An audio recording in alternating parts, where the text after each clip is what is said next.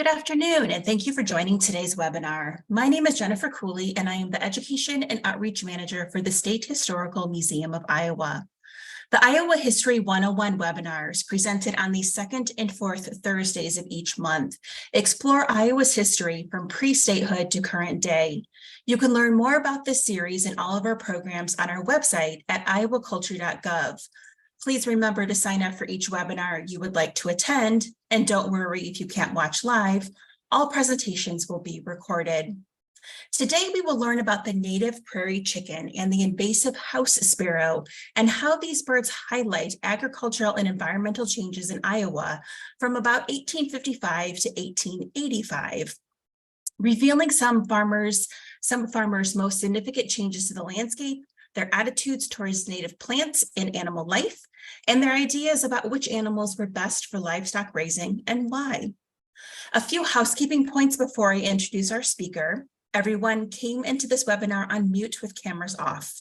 Closed captions are available by clicking the closed caption button on your screen. The webinar is being recorded and will be placed on the Iowa Culture page of YouTube in a few days.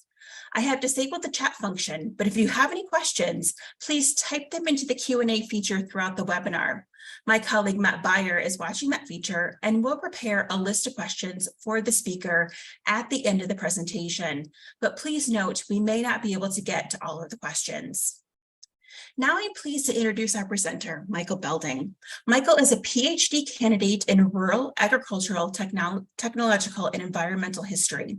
He grew up just north of Ames in Story City and also earned his MA in history, a BA in history and political science, and a graduate certificate in preservation and cultural heritage from Iowa State University. His dissertation examines the agricultural and environmental dimensions of political ideology in Civil War Iowa and Illinois, and explores the unique intellectual underpinnings of the region that, by the turn of the 20th century, was recognized as the Corn Belt. He currently works as a graduate assistant for the ISU Libraries Department of Special Collections and University Archives as an oral history program manager, where he plans, coordinates, and conducts oral history projects for special collections and university archives. And now I'm very happy to turn it over to Michael to begin the webinar. Thank you, Jennifer, for that introduction, and thank you for inviting me to contribute to the program. Before I dive in, I would like to say a few additional thank yous for my work on this particular part of my larger dissertation project. Sorry, there's the title slide. Already made a mistake, oh well. First is everyone who was associated with an October 2022 conference where I presented an early version of some of this research. The conference theme was Building Ecosystems, Selling Natures, and it was organized and sponsored by the Hagley Museum and Library in Wilmington, Delaware. Their acceptance of that paper gave me a hard deadline for something to produce, which was instrumental in producing it. Second big thank you goes to everyone involved in the State Historical Society's Iowa History Dissertation Fellowship Program, especially Annals of Iowa editor Dr. Andrew Klump, whose critiques and mentorship since September have been very valuable and who put me in touch with you, Jennifer. And then finally, I would also like to thank the digital scholarship librarians at the Iowa State University Library, who recently have put me on a solid path toward making great use of some of the voluminous but complicated and wildly differently formatted annual reports from county agricultural associations in Illinois and Iowa in the 19th century. In addition to these expressions of thanks, before I begin talking about prairie chickens, house sparrows, and what they can help us learn about the profound environmental and cultural transformations of 19th century Iowa, I want to take a moment to explain a few key concepts and parameters for my research. At its most basic level, my dissertation asks how corn came to be an organizing force for agriculture, the environment, and even political ideas by the 1890s or so, specifically in the unique environmental space called the Prairie Peninsula, which you see shaded on this map in black. This eastward jutting region dominated by tall grasses that covered most of Iowa and Illinois before white settler colonialism replaced it with agriculture. Phrased slightly differently, I want to explain the political significance of white colonists' virtually total eradication of native tall grasses in favor of their favorite agricultural servant, corn, which is itself a species of grass. and trying to understand the political significance of white colonists' substitution of an artificially annually planted tallgrass prairie of corn. Thankfully, even in more recently settled Illinois and Iowa, the 19th century was an era of creating organizations, holding discussions, and publishing reports about them. Governments at all levels were becoming more active in response to matters of public concern, and extensive documentation of their activities survives. The Illinois and Iowa state agricultural societies, as well as the subsidiary county societies that existed under their umbrella and reported to them, made annual reports to their respective state legislatures, which you see the cover page for one of them here. And these are published materials, they're digitized, and they're pretty easy to find. Unlike newspapers, these documents have no direct commercial motive, so getting distracted by advertisements is not really a risk. And their publication on an annual basis rather than more often, such as on a weekly basis, means that they don't report weekly commodities prices, which are important, and I hope to use them someday for something, but which, again, are distracting. Instead, the annual reports of the state agricultural associations report the winners of prizes at the state fair. They print important addresses given at the fairs. They reprint essays that editors thought would be instructive, and so on. They are a space for deep thinking, and they show the complexity of mid-19th century ideas about agriculture, the environment, the economy, society, and politics. The state agricultural societies are the major organizations in a movement called agricultural improvement, and the people who were active in them, as well as in the county agricultural societies, are called agricultural improvers. A few historians have studied the agricultural improvement movement and have studied agricultural improvers along with it, and their work has informed mine in some important ways. But those studies focus on agricultural improvement in the eastern United States, New England, New York, Pennsylvania, the Chesapeake, South Carolina. Agricultural improvement in what became the Midwest, especially its core of what is now the Corn Belt and what used to be the Prairie Peninsula, has hardly been studied at all, at least not by historians who are concerned with more than just cows and plows, and who want to know how agricultural practices and ideas fit into larger belief systems about the environment and culture.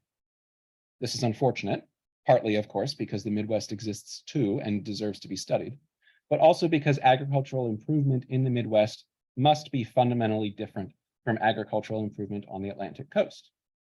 In the East, white Americans had been colonizing the land for centuries, with the help of African Americans as well. In the Prairie Peninsula becoming Corn Belt, they had only been doing so for decades, if that.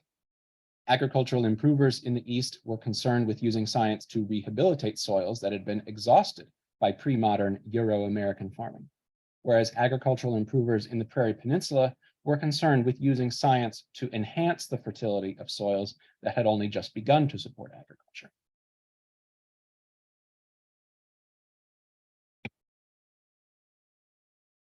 The 1880s are an important decade for the crystallization or solidification of a corn-centered agricultural pattern and a corn-centered ecosystem.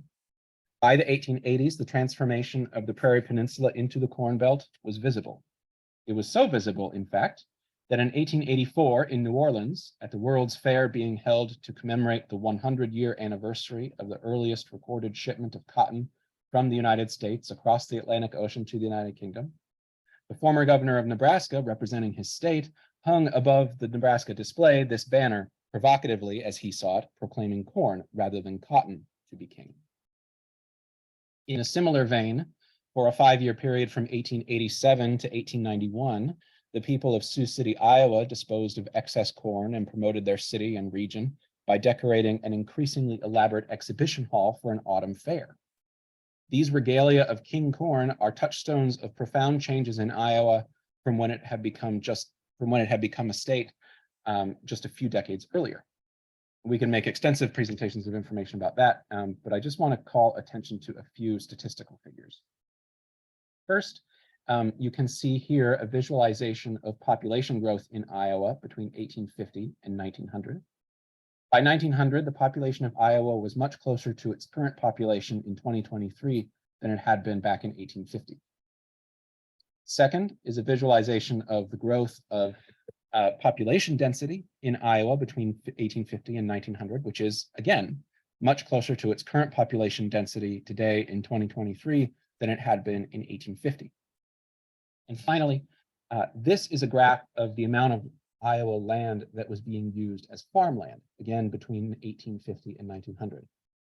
Now, the historical data set that I got these three sets of data from only goes up to 1970 because that's when it was published by the Census Bureau.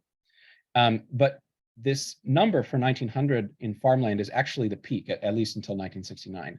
I don't know what the acreage in farmland has been since then, although I have to imagine it being maybe a little less than this figure due to urban expansion and suburbanization and so on. In 1900, 34.5 million acres of Iowa land was already being used for agriculture. And Iowa's territory is only 36 million acres large in the first place. So already by 1900, more than 95% of the state's land area was being used for agricultural activities. Must have been a profound transformation. Now, every year, the State Agricultural Society reported on the stuff of these changes. They read in large measure as a chronicle from one year to another with some editorialization of what was going on, what those in-between data points are. And in 1888, as usual, and in execution of his duties as the Secretary of the State Agricultural Society and editor of its annual report, John R. Schaefer summarized the year's agricultural successes and challenges. His comments for that year provide an especially poignant marker, I think, for Iowa's transformation from Prairie Peninsula into Corn Belt. With words that one could read as anticipating the work of 20th century conservationists like Rachel Carson, Schaefer lamented that farmers ruthlessly avenged the minor wrongs inflicted by Iowa's native birds. As he wrote, farmers, in their utter ignorance or wantonness, killed the prairie chickens because they ate a few grains of his thousands of bushels of corn. They did this instead of tolerating them because they fed for months upon the dreaded armyworm and multitudes of other insects injurious to the crops and saved farmers from loss almost incalculable, despite those few grains off thousands of bushels. Similarly to the prairie chicken, the bobwhite quail was among the best of all the friends of the farm, Schaefer said. However, it has been ruthlessly killed to gratify a senseless instinct of a good shot or to fill the belly with a toothsome morsel, its glad note the signal for a quick rush for a murderous gun. These native birds feasted on insect pests that assaulted farmers' fields. Grain supplemented their diets rather than dominating them. Despite their indigeneity, such preferences made them natural allies of Euro-American farmers, not their enemies. Meanwhile, and contrary to what Schaefer considered to be good sense, farmers ignored a bird that is now a common sight, the house sparrow, which was also called in the 1800s the English sparrow. The house sparrow had been introduced to the United States in the 1850s to feed on caterpillars that were devouring the foliage of urban trees and garden plants, thereby making cities ugly and depriving residents of shade for leisure and recreation. However, in Schaefer's opinion, in less than a quarter of a century, it had become the plague of half the Atlantic coast and the abomination of half the cities in America.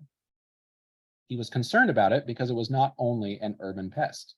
Cities on the Atlantic coast had been mere points of entry at which the English sparrow landed before migrating onwards. It became a foe for farmers far in the interior of the continent. Schaefer decried the songbird's adaptability and irresistible multiplication and migration, saying, "One sparrow may die, but he leaves behind a brood of offspring which multiply almost as rapidly as the lice of Egypt. Millions of them will soon be everywhere, where they can find food as a prey, can increase and multiply. All seasons, climes, conditions are the same to them. We find no enemy strong enough or intelligent enough to retard his advancing or diminish his increasing hosts." Rural people practically invited the English sparrow to visit its depredations upon them. Other Gilded Age commenters on the bird described it as an opportunistic one that would indeed eat insect larvae, especially caterpillars, but preferred instead to scavenge food that was at hand instead of hunting it, and so it consumed more grain than insects, except during the winter.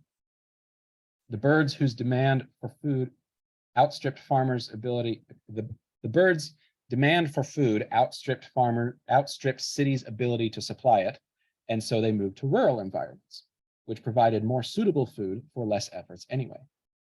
As Schaefer explained, the streets of the city do not afford this scavenger with food, and he straightway seeks the fields of grain, the orchards of fruit, and destroys and continues destroying. The infernal sparrow with its monotonous chirp grows on and grows ever, spreading from the city to the country and laying tribute on every field and orchard, supplementing in his voracity the destructiveness of every hateful worm and caterpillar and bug of the earth.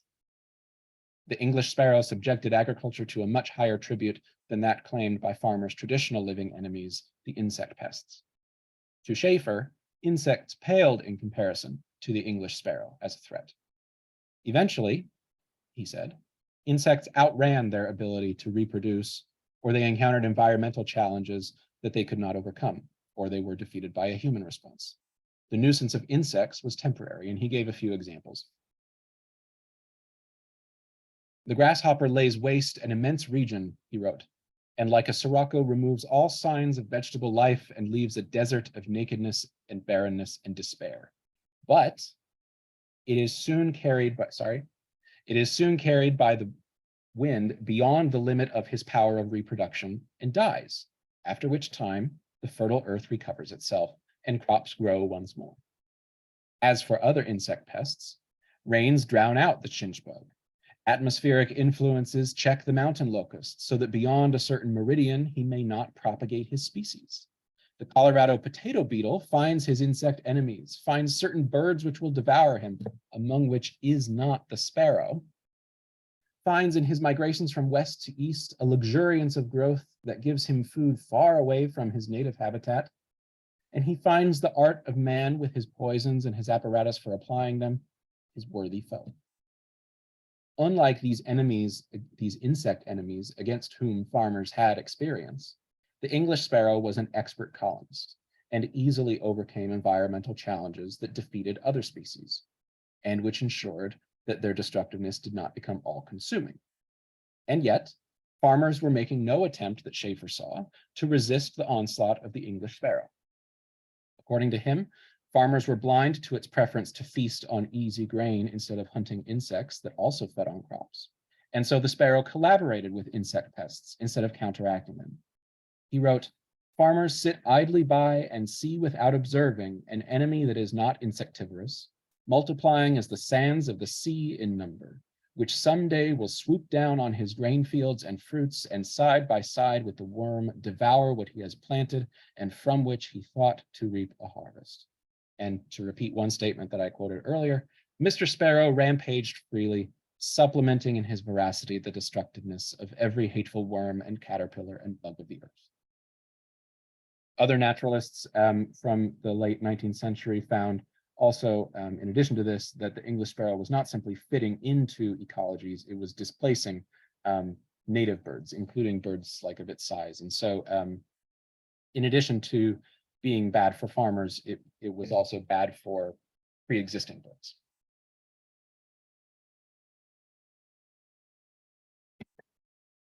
Now, because Schaefer's hated house sparrow would have followed Euro-Americans across North America, since their farming provided it with easy food, we can think of it as a sentinel species, an animal that indicates something about the larger world, usually something dangerous. There are many of these, and I'll just mention a few examples just as a reference point. For example, we can think of the peppered moth as being a sentinel species for industrial pollution. In the early 1800s, coal-burning factories in England may have quickly caused the triumph of peppered moths like the one on the left in this picture that were charcoal in color, which was a genetic trait, may have allowed the triumph of that genetic trait over the typical one that produced a peppered moth that was more gray in color, because soot was newly coating trees. And of course, they need to be camouflaged. And so the idea is that predators were now very capable of seeing peppered moths that were gray because they would stand out against the black background of the tree, whereas the ones that had this trait for darker coloring would survive and therefore, continue to propagate their gene pool. And so peppered moths are a marker of industrial air pollution. There's also the canary, used since the 1890s to detect noxious fumes in coal mines in particular. Several years ago, a team of scientists analyzed museum specimens of birds collected around the Great Lakes, tracking, again, industrial pollution in the form of soot, and found that birds with light-colored bellies, like the red-headed woodpecker pictured here, can show not only that soot was in the air, but that the amount of soot in the air decreased over time, speaking kind of in reverse to industrial air pollution. This is a testament to the effectiveness of pollution regulations. And as the comments on the house sparrow by Schaefer and others would show, the house sparrow also could indicate the presence of Euro-American society, since its diet consists of stuff that Euro-Americans create. Now, as you might guess from my reading of Schaefer's remarks, I found his diatribe on the house sparrow to be exciting and intriguing. I got distracted by it and went down something of a rabbit hole on the habits of house sparrows and prairie chickens. And while I was down there, I learned that when we also think of prairie chicken as a sentinel species, despite its clear decline by the time Schaefer was talking about it, when we think of the prairie chicken also as a sentinel species, we can ask some very exciting questions about this theme that I'm writing my dissertation on. Thinking of the prairie chicken as a sentinel species helps to focus my research questions and make sense of the extremely complicated reports that Schaefer and the other society secretaries were producing every year. So to begin explaining that, I turn now, finally, to a few remarks on the prairie chicken itself. This species of grouse, whose males wear a funny-looking hat and do a funny-looking dance and make a funny-looking noise for mating season, which you see here, was most commonly found in the tallgrass prairie peninsula, although its range was pretty extensive, and it could even be found in pockets of grassland along the Atlantic coast, like on the island of Nantucket or forest clearings in New Jersey. Open spaces called leks are important for the performance of their mating ritual, and the males participating in it are called boomers. Orange sacs at their cheeks swell up. They expel air through them, making a kind of honking or hooting sound. And they rapidly stamp their feet and move back and forth along a line, kind of like a typewriter. The whole ritual being punctuated by the occasional fight between roosters as they stake a claim and defend it. In addition to being shot as a nuisance, as Schaefer wrote, they were shot as game birds. Unlike the other native bird that Schaefer mentioned, though, the northern bobwhite or bobwhite quail, the prairie chicken does need the specific environment of the grassland. And so, predictably, the disappearance of the native prairie in Iowa goes along with the disappearance of the prairie chicken. Combined with extensive hunting and habitat loss, their number in Iowa probably peaked a little bit before Schaefer filed the 1888 report, probably peaked in around 1800. And additionally, the introduction of the ring-necked pheasant in the 1880s made life and reproduction harder for the prairie chicken because ring-necked pheasant hens are known to lay their eggs in the nest of prairie chickens, and since pheasant eggs hatch a day or two before prairie chicken eggs, the prairie chicken then abandons the nest and her own eggs die right before they're about to hatch. However, the story of the prairie chicken is more complicated than this relatively simple tale of demise at the hands of colonial settlement and the introduction of agriculture. The population growth of the prairie chicken after the beginning of white colonization is indicative of the ecological revolution that white colonists staged a few decades earlier in the region in the mid-19th century. And I want to observe, I have the sound muted on this video. Most of the sound is from the wind and moving the camera around. I just thought it would be neat to play. So if you aren't hearing any sound from the video that is playing, that's normal. Anyway, Euro-Americans' disruption of the tallgrass prairie ecology initially encouraged the population of prairie chickens to increase wildly. White settlers ousted competitors for the bird's tallgrass habitat, such as bison, They sheltered them by reducing the incidence of prairie fires that would consume nests. They increased their possible living space by clearing forests. And they supplemented prairie chickens' diet by growing crops of domesticated grasses. And of course, the seeds have a lot of nutritional value. In addition, growing the grasses invites the insect pests, and as we already discussed, prairie chickens eat the insects. So they kind of get them coming and going. The rise and fall of the prairie chicken population therefore indicates both the beginning and the consolidation of the ecological revolution that white colonists made in the late 19th century. Now, I found Schaefer's remarks on accident. I was downloading report after report, saving them to my computer, kind of skimming through them quickly, and the heading English sparrow caught my eye. After reading what he had to say, and then, as I said, spending that time down in the rabbit hole, I realized that his budding conservationist type of comments could help me convey the uniqueness of agricultural improvement in the Midwest, and they could help me lay out the complicated, overlapping, wordy ideas that agricultural improvers expressed. In these two states that were so booming in the 19th century, both because of their own growth and because of the increase of prairie chicken that boomed so distinctively in order to attract mates. In these two states, people had to wrestle, as I said earlier, not with the task of overcoming the consequences of bad Euro-American colonial agriculture. Instead, they had to wrestle with the task of overcoming the challenge of making a good beginning on very fertile land. Now, I know the endpoint of this story well, and I'm sure most of you do as well. I have lived in Iowa almost 30 of my 32 years, and my mother's side of the family arrived in Iowa between 1855 and 1895. The endpoint of the story is the creation of a landscape that can't support prairie chickens anymore, no matter how hard anyone tries. Because even if there is abundant human-grown food for them in the form of corn and soybeans, there is nowhere for them to nest, dance, boom, and otherwise live. It's as if the people who settled Iowa saw no value in its native plant and animal life, since hardly any of its native plant and animal life remains.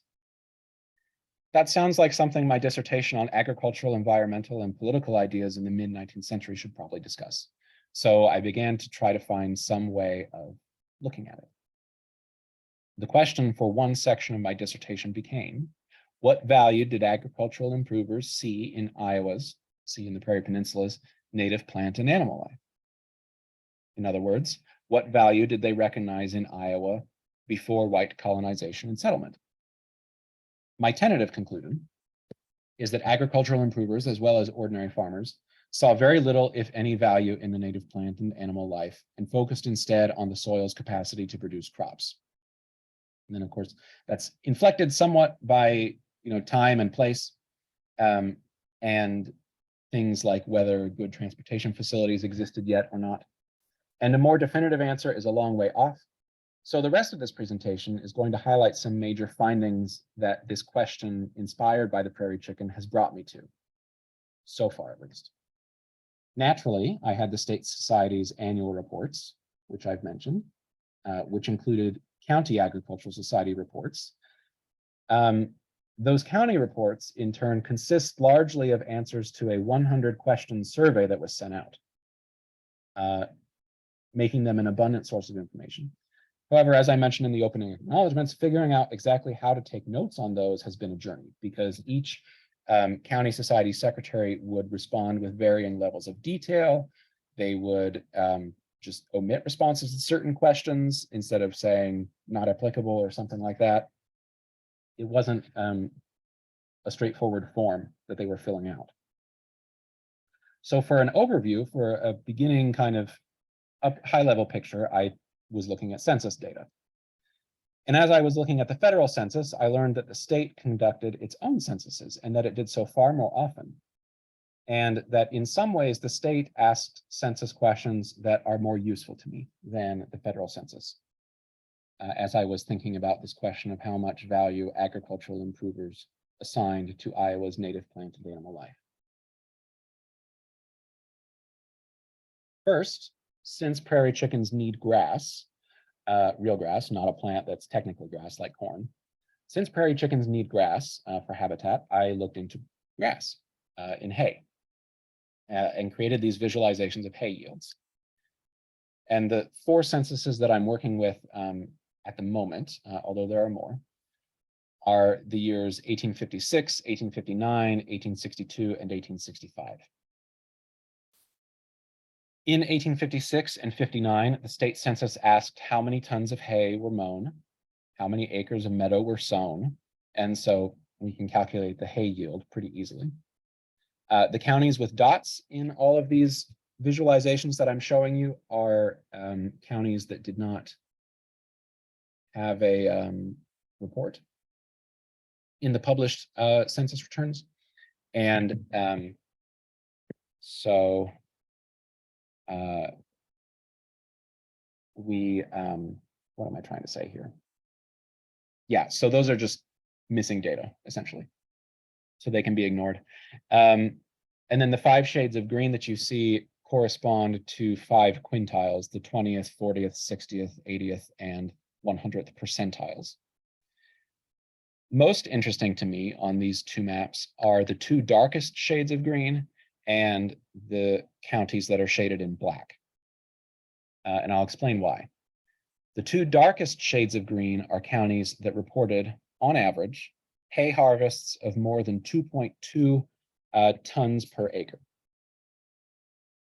Now, 2.2 tons per acre was a slightly above average yield for so-called tame grasses that included things like timothy, redtop, and clover, which are what the county agricultural societies reported farmers as growing most of the time. A yield above 4 tons per acre would be remarkable. And yet, as you can see, there are plenty of those, one county even reporting a yield of almost 150 tons of hay per acre. This is not possible. And I think the explanation of these numbers is given by the counties marked in black, counties that reported mowing hay, but did not report sowing any meadows, which of course is another impossibility. Counties reporting the hay yield of the 2 darkest shades of green and counties reporting harvesting hay even though they didn't plant any land for it must be counties where native wild grasses were being cut for hay instead of tame grasses or in addition to tame grasses. Thankfully, the state census kept asking about hay, and thankfully it started to ask more specific questions about hay. And this visualization of 4 years of hay yields shows the 2 maps that we saw on the previous slide, as well as the hay yields for 1862 and 65. In those years, the latter 2, the census had a separate question about the amount of hay harvested from native wild grasses. And so basically this allows us to see a normalization of the data. The responses in 1862 must not have been quite accurate, since that upper quintile still represents yields of impossibility, basically between 3.8 and 18 tons per acre. And even 3.8 will be very high. But if we look over at 1865, and I apologize for the right side of the map being cut off, if that's the case with your view as well. If we look at 1865, we see yields from hay, which was cut from tame grass, topping out at just under 4 tons per acre, which is a much more realistic figure. As I said, up to now, we've kind of used deduction to find, to a certain extent, Iowa farmers did use native plant and animal life for some purpose. Even though we know well that Euro-American colonists did not value native plant and animal life and instead preferred to substitute their own ecological arrangements, it makes sense that they would use them for a while, even though they essentially hated the native prairie wild grasses of the Prairie Peninsula. They could not have destroyed them immediately, even if they had wanted to. And even if they could have destroyed them all immediately, they certainly could not have put something else in their place immediately. So using them for a while makes some sense. As I mentioned, in 62 and 65, the state census explicitly asked about harvests of wild grass, and so this slide shows visualizations for that data. I would note that the number is in tons, not tons per acre. So it may seem counterintuitive that suddenly the largest amount of wild grass was being cut along the Mississippi River, which was settled earlier, and then moving into central Iowa to the west of it. But I think that the much smaller amounts being harvested in the west and the north would probably bear this out. For example, depending on where exactly Iowa's population was growing in the 1860s, which counties were capturing that population grain. People here in the east may have finally been cutting down the remainder of native ground cover. Or it's possible that their plantings of tame grasses went so poorly in 1856 and 1859 that even though they had these large amounts of wild grass being cut, their overall yields were dragged down.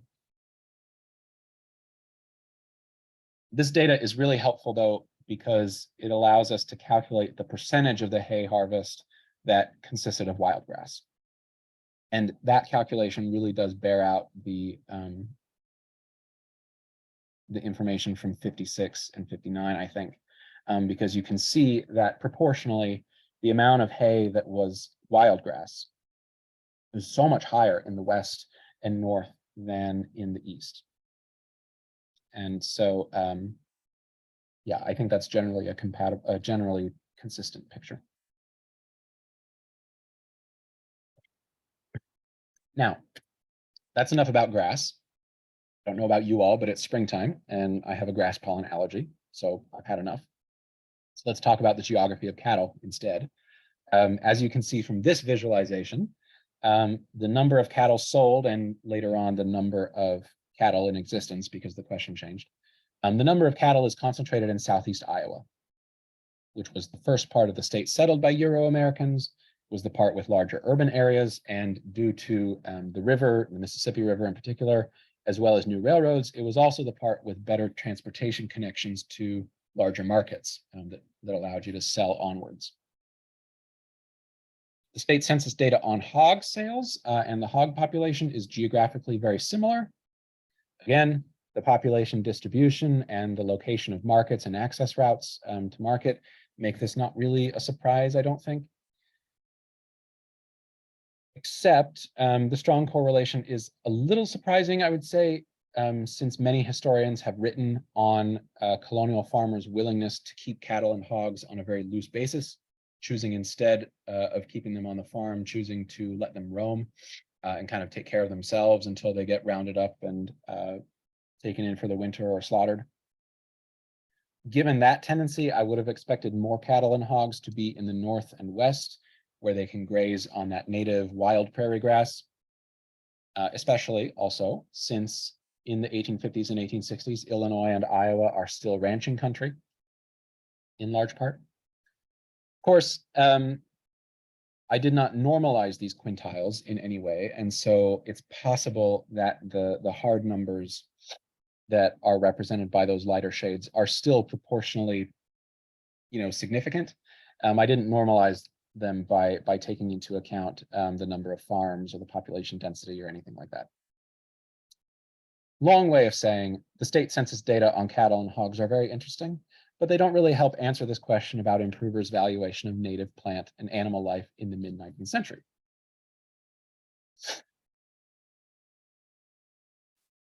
So I turned to sheep, which also had data recorded about them in state censuses. In particular, the state asked about pounds of wool produced, which is shown again in these maps. And again, we can see a geographic concentration in southeastern Iowa.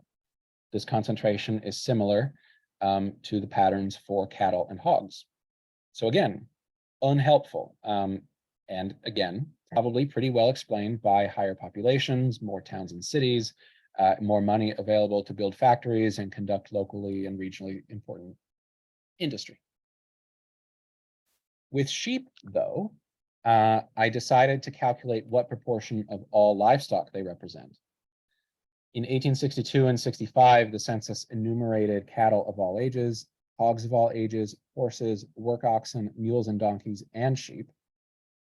And we can see that sheep were a much higher proportion of all livestock in counties to the west and in counties somewhat to the north by 1865.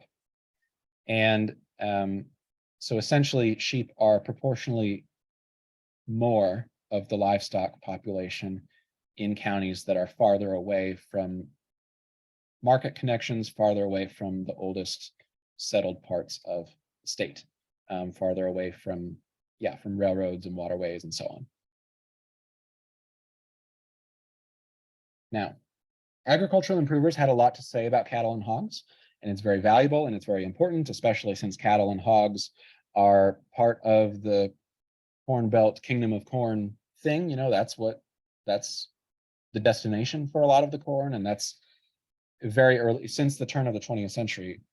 As Iowa has been synonymous with corn, it's also synonymous with cattle and hogs, and that has persisted to the present day. As I mentioned, cattle and hogs ate corn, which grew easily and which grew in abundance. They metabolized it into flesh that commanded a higher price than the corn itself. Once maize metabolized into the movable flesh of cattle and hogs, corn could carry itself to market, which was important given the inadequacy or expense of railroad and water transportation options. And one major area of interest of agricultural improvers, not just in the Midwest, but everywhere, was the crossbreeding of livestock to produce animals that exhibited more desirable traits, such as faster weight gain or larger size. But instead of following the house sparrow to the prairie chicken and the prairie chicken to cattle and or hogs, I'm hoping to disappoint you just a little bit by talking instead about sheep. Sheep are and have been far less important to agriculture in Iowa, far less synonymous with it than cattle and hogs have been. But because of the remarks that agricultural improvers strayed into when they talked about sheep, sheep are, I think, more instructive than cattle and hogs for this question of what value agricultural improvers assigned to Iowa's native plant and animal life. When talking about sheep, agricultural improvers talked explicitly about native wild prairie tallgrasses as an input into the animal, affecting the quality of its wool and so on and so forth. Discussions that you don't really get when cattle and hogs come up, even when cattle and hogs are mentioned as being pastured on the range of wild prairie grass. So now, in the few minutes that I have remaining, I'm going to just highlight a few ways that following the sheep that wander through the reports of the county agricultural societies reveals some major ideas and attitudes of agricultural improvers in Iowa. And I want to observe that all my citations for this portion of the presentation, rather, are from the State Society's annual report for the year 1857. Although similar comments are abundant in the period that I'm focusing on, the 50s and 60s. So beginning in 1857, the State Agricultural Society asked county agricultural societies to reply to this more than 100 question circular about the state of their affairs and about the state of agriculture in their county. Among the questions about sheep was whether the wool of imported fine wool breeds, such as merino, became coarser in Iowa and therefore would be less valuable. Answers to this question varied, but sometimes the respondent elaborated. For example, the sheep of Mahaska County, which is in southeastern Iowa and has its seat as the city of Oskaloosa, which sits on that ridge between the Des Moines and the Skunk Rivers. The sheep of Mahaska County are mostly pastured on the prairies, on account of which the wool probably becomes a little coarser than would otherwise be the case. The feed, no doubt, has its effect upon the quality of the wool. You are what you eat, basically. Many more respondents identified the native wild grasses of the prairie as a source of pasturage for sheep, and they had conflicting opinions on it. In centrally located Dallas County, for example, the pasturage available for sheep was called poor, and it was identified as principally wild grass. But in Davis County, in the southeast and along the Missouri border, our advantages for pasturage are very great, as we have a large amount of open prairie and timbered bottomlands, free to their use, and many large tracts covered with patches of bluegrass, which is fast displacing the prairie grasses. Similarly, in Decatur County, we have a good range for pasturage on our wild prairie grass. So even though native wild grass may or may not have negatively affected the quality of the wool, and even though farmers did not have to go through the labor of planting it themselves, Some comments point to reasons to reject it as fodder for sheep. For example, the respondent for Muscatine County explained that the biggest reason why farmers had not succeeded in raising sheep was the want of tame grass or pastures. Excuse me. It is known to everyone that the first frosts of autumn kill our prairie grass to the very earth, and during the winter there is not a sign of life left. This, together with the fact that it is slow about starting in the spring, makes a period of 6 or 7 months during which the sheep must depend upon dry feed for their living. Now let the wool grower provide himself good bluegrass pasture for late fall, winter, and early spring feed, and he will reduce this 6 or 7 months at least 1/2. The cost of keeping will be reduced in the same ratio, and his flock will be healthy. Oops. Now, a few comments on whether a county was suitable for sheep raising also went into discussions of the county terrain, its topography, its soil, things like that. And remarks like this imply something of an explanation, I think, for why sheep and the fodder crops that they needed did not become as common as cattle, hogs, and the fodder crops that they needed. In Alameda County, for example, Iowa's northeasternmost, the county respondent wrote, "In my opinion, the business of raising sheep and wool might be made profitable, as there is a large quantity of broken land near the streams that is not suitable for cropping and can be had cheap, yielding plenty of wild grass." The acclaim for this marginal land as a place to support sheep raising may have been drowned out, I think, by the overwhelming prevalence of land in Iowa that was much easier to plant, cultivate, and harvest fields of grain, such as corn, that would be fed to other livestock. I don't know if any of you have been to Alameda County, of course, but it's in the Northeast. It's along the Mississippi River. It's across in Wisconsin. It's very scenic, very nice. If you can't go to Vermont for, looking at the changing colors of trees in the fall, go to Lansing. But it's very hilly. There are a lot of river bluffs there. And so its terrain is atypical, even if it would be suitable for this particular industry or this particular branch of agricultural industry. So to turn from sheep to their fodder and get back to grass, county agricultural societies' responses to questions about the cultivation of tame grass also quickly got into some of agricultural improvement's biggest concerns. Things like the use of manure as fertilizer, the rotation of crops, and the use of new precise machines. Grasses formed a key component of crop rotations, so growing a lot of tame grass may have been a sign that farmers had adopted agricultural improvers' outlook. In Wapello County, for example, only the most forward-thinking farmers gave much attention to tame grass, the respondent said, and farmers overall did not rotate their crops. Warren County had but few meadows, as its respondent wrote, but he elaborated further, writing, "This part of the state is quite new. The soil is fine and easily brought into cultivation, but little attention has been paid to it. There are some farmers who are improving the soil very much and are reaping their reward. This portion of the state is in the center of the great land speculation, and agriculture has consequently been neglected." In addition to going into crop rotations, this respondent's word choices suggest multiple wider areas of significance. They suggest ways in which that the discussion of grass in a particular place gets into something more expansive very quickly. For example, the land is not new. It's just newly used by white people. And land speculation was a constant concern of agricultural improvers in the West. And this comment suggests that speculation had an effect in practical terms on land use, which may have then had policy consequences. Similarly, the farmers of Powesheik County raised little tame grass, and as its respondent wrote, "Returning an equivalent for what is taken from the soil is somewhat neglected, although the farmers of this county are said to raise superior crops." This was something that agricultural improvers in the Midwest struggled with constantly. The natural of the fertility of soil was good enough for a lot of farmers, apparently, and convincing them to go through the work of increasing its already large fertility was difficult.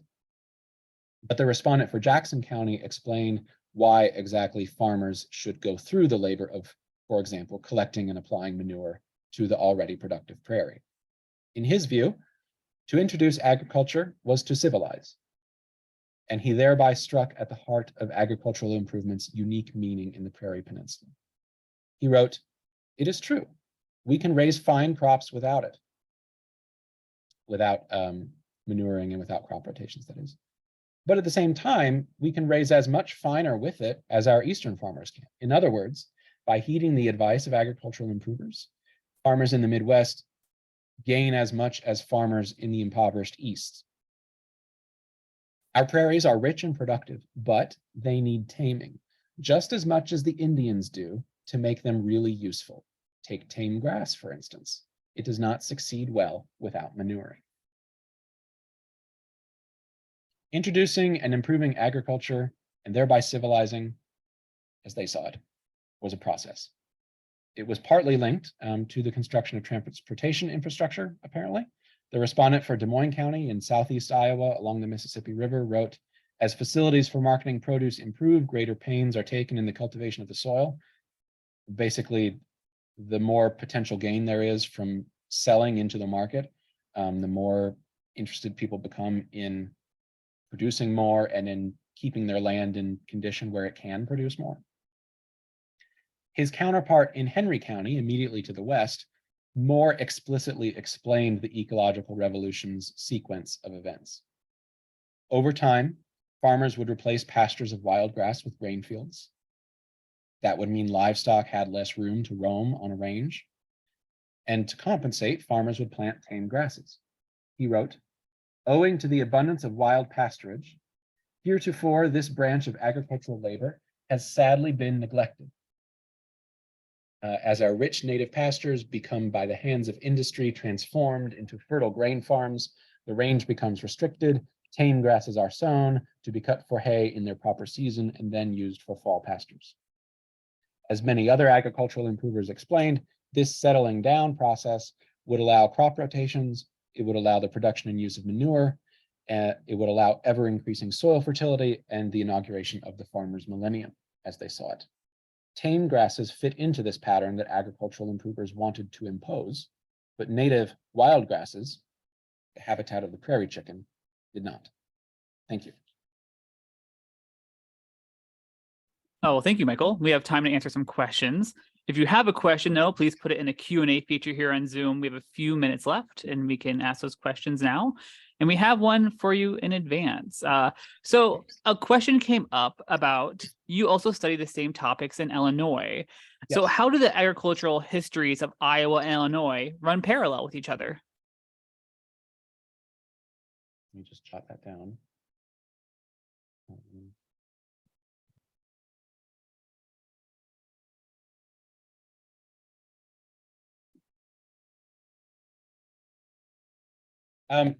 So my research, the thorough dive into my research is pretty early still. So I do not have a tremendously good answer to this question. One thing I have noticed, and makes sense just based on when Illinois began to be settled and when it became a state and so on, is that Illinois, discussions of agricultural improvement in Illinois are much more thoroughly affected, I think, by concerns about soil fertility and that kind of thing, especially in southern Illinois, which was settled first. Settlement stayed out of the north because Native Americans were still there, stayed out of central Illinois because it was difficult to plow up prairie. And so they're doing a much more thorough job of talking about of voicing concern about loss of soil fertility from the very beginning than in Iowa, although it is present in Iowa still. One of the reasons I think it's important to focus on the ecological system of the Prairie Peninsula is that despite the disparity in when each state was settled, the prairies themselves are like that range of time is much more compressed, I guess. And so I'm hoping that there is some parallel events, there are some parallel events, parallel concerns going on. which I guess is a long way of saying I don't know, but I'm hoping to find out. Our next question, has there been any grassroots efforts within the Iowa agricultural community to reclaim land, native plants, and animals?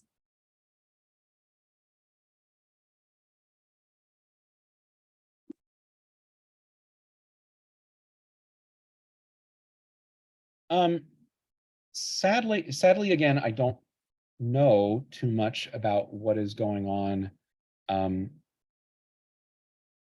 today about in the agricultural community. I have to imagine that organizations like land conservancies, which take which gain conservation easements, are they're becoming more common.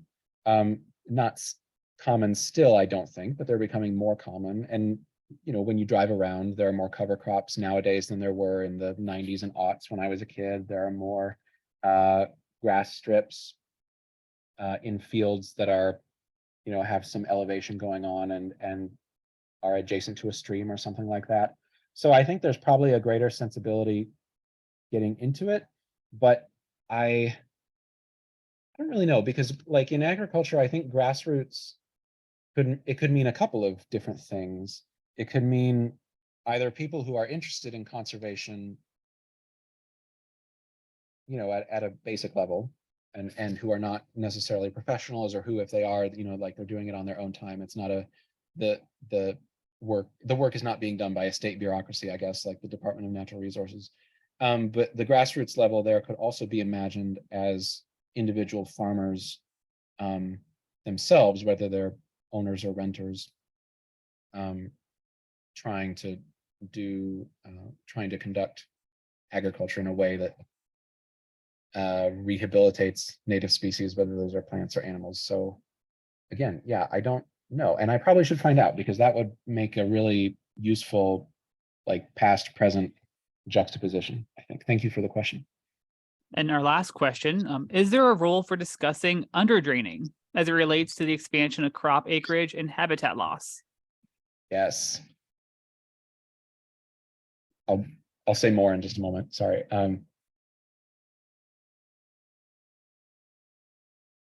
Underdraining is really interesting. Agricultural improvers in the Midwest, and I don't know if they are in the East actually, but in the Midwest, they're obsessed with underdraining. They're also obsessed with deep plowing, subsoil plowing, 8 to 12 inches instead of 4 to 6 inches. They have a lot to say about farmers skimming the surface of the land, wearing out the nutrients that are at the very, very top of the topsoil, and then moving on, and how that exhaustion and then migration is a social disaster and a catastrophe. Drainage efforts in Iowa, drainage of the wet prairies of marshlands, doesn't really begin in earnest until the late 19th century, the 1890s and the turn of the 20th century. So I don't know exactly how it affects things. To a certain extent, wet prairies were appreciated, because there are comments about tame grasses growing better, growing more prolifically, producing a higher yield on wet prairie, on those low-lying areas that have a lot more moisture in them. But yes, the drainage of certain parts is very it's a big part of those discussions as well. And it gets into, along with like subsoil plowing, it really gets into essentially the creation of like a factory floor outside that's used for agricultural produce. Machines are, well, first of all, agricultural mechanization is beginning at this time. Far less handwork starting to be done. And a horse needs to be able to drag a plow or a cultivator or a harrower or a roller or a reaper over this area. And it needs to be able to turn and move and work in that space. And so farmers have to render it capable of that. They have to engineer it, and along with subsoil plowing, underdraining is one of those ways of doing that. Thank you. And with that answer, we will bring this webinar to a close at this time. Thank you to everyone joining us today. And we'd like to extend one last thank you to our presenter, Michael. We hope everyone will sign up for the Iowa History 101 webinars that take place on the 2nd and 4th Thursdays throughout the year. There are many great stories to tell in the upcoming months. Now, for more information and to register for our future webinars in this series, please check out our website, iowaculture.gov. This webinar and past presentations are available on our website as well. And when you're there, you can check some of our other programs we have. We have our Goldie's Kids Club for our young historians and other past programs as well. We look forward to virtually seeing you here again on the next Iowa History 101 webinar on April 27th. Thank you all for joining us today and have a great afternoon. Thanks, everyone. Thank you.